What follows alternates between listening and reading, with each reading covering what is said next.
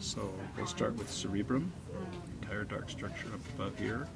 The white line that looks like an upper lip is the corpus callosum. The membrane that covers this opening is the septum pellucidum. Once you open up the septum pellucidum, the compartment or the chamber is the lateral ventricle. Sticking out of that lateral ventricle, this is the choroid plexus. If we follow the choroid plexus, the corpus callosum all the way around, we find this little bump. There's a pineal body. Above it is the superior colliculus, and there's a line right here that kind of differentiates it from the inferior colliculus. Come back towards the center. This large round structure is the intermediate mass.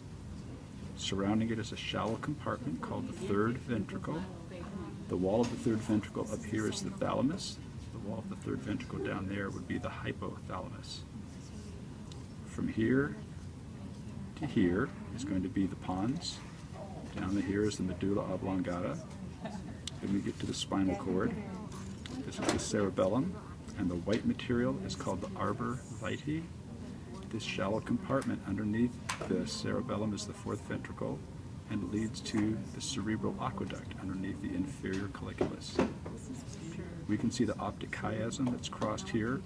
We will not be able to see the infundibulum or mammillary body very well because they've been broken off on this brain. We'd see them better in an entire brain. So that is most everything you would need to know for the half brain.